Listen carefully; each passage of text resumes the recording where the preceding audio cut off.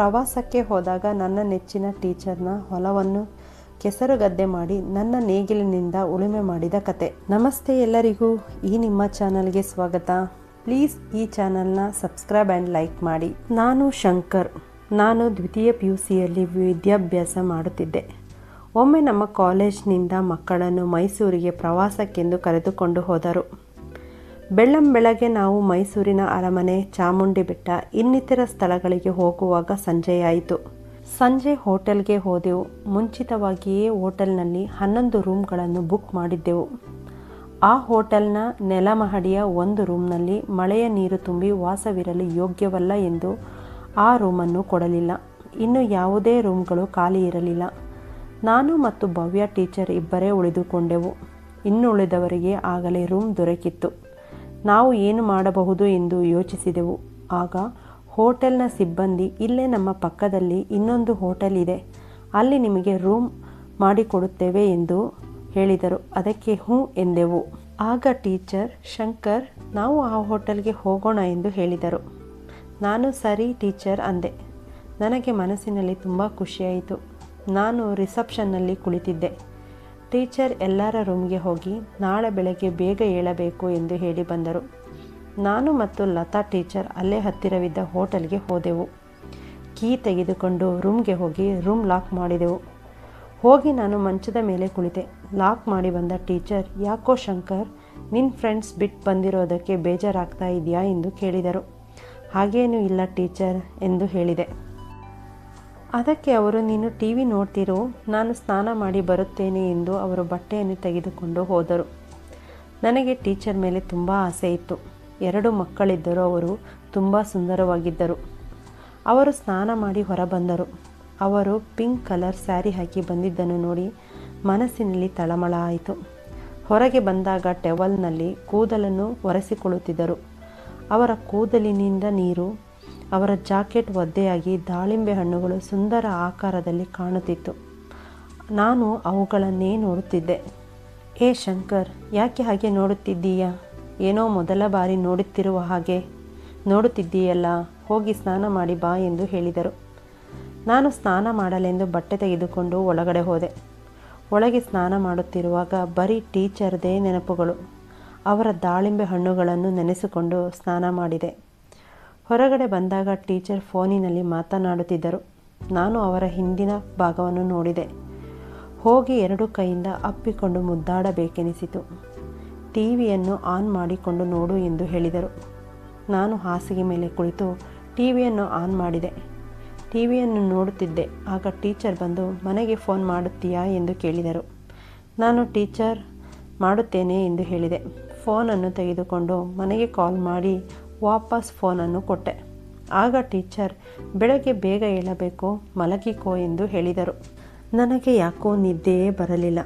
ನಾನು ಕಣ್ಮುಚ್ಚಿದಾಗ ಟೀಚರ್ನ ದಾಳಿಂಬೆ ಹಣ್ಣುಗಳೇ ಕಣ್ಮುಂದೆ ಬರುತ್ತಿತ್ತು. ನನಗೆ ಅದನ್ನು ಮುಟ್ಟುವ ಆಸೆ ಆಯಿತು. ಅವರು ಮಲಗುವ ಕ್ಷಣವನ್ನೇ ಕಾಯುತ್ತಿದ್ದೆ. ಸ್ವಲ್ಪ ಸಮಯದ ನಂತರ ಅವರ ಗೊರಕೆಯ ಸದ್ದು ಕೇಳತೊಡಗಿತು. ಅವರ ಕೈಯ ಮೇಲೆ ಕೈಯನ್ನು ಇಟ್ಟೆ. ಏನೂ ಪ್ರತಿಕ್ರಿಯೆ ಬರಲಿಲ್ಲ. ಇನ್ನೂ ಮುಂದುವರೆದು ಅವರ ಮೇಲೆ ನನ್ನ ಎಡಗಾಲನ್ನು ಹಾಕಿದೆ. ಆದರೂ ಏನೂ ಪ್ರತಿಕ್ರಿಯೆ ಬರಲಿಲ್ಲ. ನನ್ನ ಕೈಯನ್ನು ನಿಧಾನವಾಗಿ ಅವರ ಸೊಂಟದ ಮೇಲಿಟ್ಟೆ. ಅವರ ಸೊಂಟವನ್ನು ನಿಧಾನವಾಗಿ ಸವರಲಾರಂಭಿಸಿದೆ. ಸ್ವಲ್ಪ ಅಲುಗಾಡಿದರು. ನನಗೆ ಭಯವಾಗಿ ಕೈಯನ್ನು ವಾಪಸ್ ತೆಗೆದುಕೊಂಡೆ. ಸ್ವಲ್ಪ ಹೊತ್ತು ಹಾಗೆಯೇ ನೋಡಿದೆ. ಅವರಿಗೆ ಪ್ರಜ್ಞೆ ಬರಲಿಲ್ಲ. ಮತ್ತೆ ಧೈರ್ಯ ಮಾಡಿ ಅವರ ದಾಳಿಂಬೆ ಹಣ್ಣುಗಳ ಮೇಲೆ ಕೈ ಇಟ್ಟೆ. ವಾವ್, ತುಂಬ ಮೃದುವಾಗಿತ್ತು. ನಾನು ನಿಧಾನವಾಗಿ ಅಮ್ಮುಕಲಾರಂಭಿಸಿದೆ. ಅವರು ಅಲುಗಾಡಿದರು. ತಕ್ಷಣ ಭಯಗೊಂಡು ಕೈಕಾಲನ್ನು ವಾಪಸ್ ತೆಗೆದುಕೊಂಡೆ. ನಾನು ನಡುಗಲಾರಂಭಿಸಿದೆ. ನನಗೆ ಮತ್ತೆ ಮುಟ್ಟುವ ಧೈರ್ಯ ಬರಲಿಲ್ಲ. ಆಗ ನಾನು ಸುಮ್ಮನೆ ಮಲಗಿದೆ. ಬೆಳಗ್ಗೆ ಶಂಕರ್ ಎದ್ದೇಳು ಎಂದು ಟೀಚರ್ ನನ್ನನ್ನು ಎಬ್ಬಿಸಿದರು. ನಾನು ಏಳುವ ಮುನ್ನವೇ ಅವರು ಸ್ನಾನ ಮುಗಿಸಿ ನೀಲಿ ಬಣ್ಣದ ಸ್ಯಾರಿಯನ್ನು ಹಾಕಿಕೊಂಡಿದ್ದರು. ನಾನು ಎದ್ದ ತಕ್ಷಣ ಸ್ನಾನಕ್ಕೆ ಹೋದೆ. ಸ್ನಾನ ಮಾಡಿ ಮುಗಿಸಿ ಬಂದೆ. ಅಷ್ಟರಲ್ಲಿ ಟೀಚರ್ ರೆಡಿಯಾಗಿ ನಿಂತಿದ್ದರು. ಇಬ್ಬರು ಸ್ನೇಹಿತರಿದ್ದ ಹೋಟೆಲ್ಗೆ ಹೊರಟೆವು. ಇಲ್ಲಿಂದ ಎಲ್ಲರೂ ಪ್ರವಾಸವನ್ನು ಮುಂದುವರೆಸಿದೆವು. ಸಂಜೆ ಅಷ್ಟರಲ್ಲಿ ಎಲ್ಲ ಸ್ಥಳಗಳನ್ನು ನೋಡಿ ಮುಗಿಸಿ ವಾಪಸ್ ಊರ ಕಡೆ ಹೊರಟೆವು. ಬರುವಾಗ ಬಸ್ನಲ್ಲಿ ನಾನು ಟೀಚರ್ನ ಪಕ್ಕದಲ್ಲೇ ಕುಳಿತಿದ್ದೆ. ಸ್ವಲ್ಪ ದೂರ ಬಂದೊಡನೆ ಕತ್ತಲಾಯಿತು. ಟೀಚರನ್ನು ನೋಡಿದೆ. ಅವರು ಮಲಗಿದ್ದರು. ಹಾಗೆ ಒಂದು ಕೈಯನ್ನು ಅವರ ತೊಡೆಯ ಮೇಲೆ ಇಟ್ಟೆ. ಅವರಿಗೆ ಎಚ್ಚರವಾಗಲಿಲ್ಲ.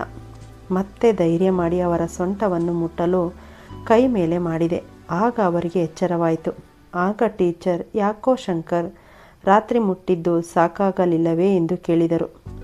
ರಾತ್ರಿ ನಡೆದಿದ್ದೆಲ್ಲ ಟೀಚರ್ಗೆ ಗೊತ್ತಾಗಿದೆ. ನನ್ನ ಅಪ್ಪ ಅಮ್ಮನಿಗೆ ಹೇಳಬಹುದೆಂದು ನಾನು ಗಾಬರಿಗೊಂಡೆ. ಆಗ ನಾನು ಟೀಚರ್ನೊಂದಿಗೆ ಏನೂ ಮಾತನಾಡಲಿಲ್ಲ. ಸುಮ್ಮನೆ ಕುಳಿತೆ. ಕಾಲೇಜ್ ಹತ್ತಿರ ಬಂದೆವು. ನಾನು ನನ್ನ ಬ್ಯಾಗ್ಗಳನ್ನು ತೆಗೆದುಕೊಂಡು ಮನೆ ಕಡೆ ಹೊರಟೆ. ಬರುವ ದಾರಿಯಲ್ಲಿ ನನಗೆ ಒಂದೇ ಚಿಂತೆ. ಟೀಚರ್ ಪ್ರಿನ್ಸಿಪಾಲ್ ಎಲ್ಲಿ ಕಂಪ್ಲೇಂಟ್ ಮಾಡುತ್ತಾರೋ, ನನ್ನ ಅಪ್ಪ ಅಮ್ಮನಿಗೆ ಎಲ್ಲಿ ತಿಳಿಸುತ್ತಾರೋ ಎಂಬುದೇ ಚಿಂತೆ. ನಾನು ಮನೆಗೆ ಬಂದ ತಕ್ಷಣ ಟೀಚರ್ ಎಲ್ಲಿ ಕಾಲ್ ಮಾಡಿದ್ದಾರೋ ಎಂದು ಅಪ್ಪನ ಮೊಬೈಲನ್ನು ನೋಡಿದೆ. ಯಾವ ಕಾಲ್ ಸಹ ಬಂದಿರಲಿಲ್ಲ. ಆಗ ನಾನು ನಿಟ್ಟುಸಿರು ಬಿಟ್ಟೆ. ಆವಾಗ ನನಗೆ ಒಂದು ಉಪಾಯ ಹೊಳೆಯಿತು. ಅಪ್ಪನ ಮೊಬೈಲ್ನಿಂದ ಟೀಚರ್ಗೆ ಸಾರಿ ಎಂದು ಮೆಸೇಜ್ ಮಾಡಿದೆ. ಏನೂ ರಿಪ್ಲೈ ಬರಲಿಲ್ಲ. ನಾನು ಅವರ ಮೆಸೇಜ್ಗಾಗಿಯೇ ಕಾಯುತ್ತಿದ್ದೆ. 1 ಗಂಟೆಯಾದರೂ ಅವರಿಂದ ಯಾವುದೇ ರಿಪ್ಲೈ ಬರಲಿಲ್ಲ. ಸ್ವಲ್ಪ ಹೊತ್ತಿನ ನಂತರ ಟೀಚರ್, ನಾಳೆ ನಿಮ್ಮ ಅಪ್ಪನನ್ನು ಕಾಲೇಜ್ಗೆ ಕರೆದುಕೊಂಡು ಬಾ ಎಂದು ಮೆಸೇಜ್ ಮಾಡಿದರು. ನನಗೆ ಏನು ಹೇಳುವುದು ಎಂದು ತಿಳಿಯಲಿಲ್ಲ. ಮರುದಿನ ಭಯದಲ್ಲೇ ಅಪ್ಪನನ್ನು ಕರೆದುಕೊಂಡು ಟೀಚರ್ ಬಳಿ ಹೋದೆ. ಟೀಚರ್ ಆಗ, ಇವನು ಅಕೌಂಟ್ಸ್ನಲ್ಲಿ ತುಂಬ ವೀಕ್ ಇದ್ದಾನೆ. ಇವತ್ತಿನಿಂದ ಇವನನ್ನು ನನ್ನ ಬಳಿ ಟ್ಯೂಷನ್ಗೆ ಕಳಿಸಿ ಎಂದು ಹೇಳಿದರು. ಅವರು ಹೇಳಿದ ವಿಷಯವನ್ನು ಕೇಳಿ ನನಗೆ ಮನಸ್ಸಿನಲ್ಲಿ ತುಂಬ ಸಂತೋಷವಾಯಿತು. ಅಂದು ಸಂಜೆ ಅವರ ಮನೆಗೆ ಟ್ಯೂಷನ್ಗೆಂದು ಹೋದೆ. ಅವರ ಮನೆಯಲ್ಲಿ ಟೀಚರ್ನ ಬಿಟ್ಟರೆ ಮತ್ತಾರೂ ಇರಲಿಲ್ಲ. ನಾನು ಒಂದು ಸೋಫಾದ ಮೇಲೆ ಕುಳಿತೆ. ಟೀಚರ್ ಬಂದು ನನ್ನ ಪಕ್ಕದಲ್ಲಿ ಕುಳಿತುಕೊಂಡು ಅಕೌಂಟ್ಸ್ ಹೇಳಿಕೊಡಲು ಶುರು ಮಾಡಿದರು. ಅವರ ತೊಡೆ ನನ್ನ ತೊಡೆಗೆ ಟಚ್ ಆಗುತ್ತಿತ್ತು. ನನ್ನ ಮೈಯಲ್ಲಿ ಏನೋ ಒಂದು ರೋಮಾಂಚನ ಆಗಲು ಶುರುವಾಯಿತು. ಆಗ ನಾನು, ಟೀಚರ್ ಸಾರಿ ಎಂದು ಕೇಳಿದೆ. ಅದಕ್ಕೆ ಟೀಚರ್, ಏನಕ್ಕೆ ಸಾರಿ ಎಂದು ಕೇಳಿದರು. ಆ ರಾತ್ರಿ ನಡೆದ ಬಗ್ಗೆ ಎಂದು ಹೇಳಿದೆ. ಅದಕ್ಕೆ ಟೀಚರ್, ಅದನ್ನು ಮಾತ್ರ ನಾನು ಸಹಿಸಲು ಸಾಧ್ಯವಾಗುವುದಿಲ್ಲ. ನಿನಗೆ ನಾನು ಶಿಕ್ಷೆಯನ್ನು ವಿಧಿಸುತ್ತೇನೆ. ನಾನು ಹೇಳಿದಂತೆ ನೀನು ಮಾಡಬೇಕು ಎಂದು ಹೇಳಿದರು. ಸರಿ ಟೀಚರ್, ನೀವು ಹೇಳಿದಂತೆ ಕೇಳುತ್ತೇನೆ. ಆದರೆ ಅಪ್ಪ ಅಮ್ಮನಿಗೆ ಮಾತ್ರ ಹೇಳಬೇಡಿ ಎಂದು ಹೇಳಿದೆ. ಆಗ ಅವರು ನನ್ನ ಕೈ ಹಿಡಿದು ಅವರ ಬೆಡ್ರೂಮ್ಗೆ ಕರೆದುಕೊಂಡು ಹೋಗಿ, ನೀನು ಮೊನ್ನೆ ಎಲ್ಲಿ ನಿಲ್ಲಿಸಿದ್ದೆ, ಅಲ್ಲಿಂದ ಸ್ಟಾರ್ಟ್ ಮಾಡು ಅಂದರು. ಅವರ ಮಾತನ್ನು ಕೇಳಿ ನನಗೆ ಆನಂದವಾಗಲು ಶುರುವಾಯಿತು. ನಾನು ಅವರ ಸೊಂಟವನ್ನು ಹಿಡಿದುಕೊಂಡು ಮುತ್ತು ಕೊಡಲು ಶುರು ಮಾಡಿದೆ. ಅವರು ಕೂಡ ಸಹಕರಿಸಿದರು.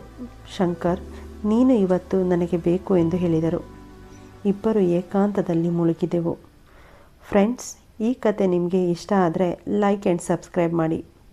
ಮತ್ತೆ ಮುಂದಿನ ಕಥೆಯಲ್ಲಿ ಸಿಗೋಣ. ಬಾಯ್.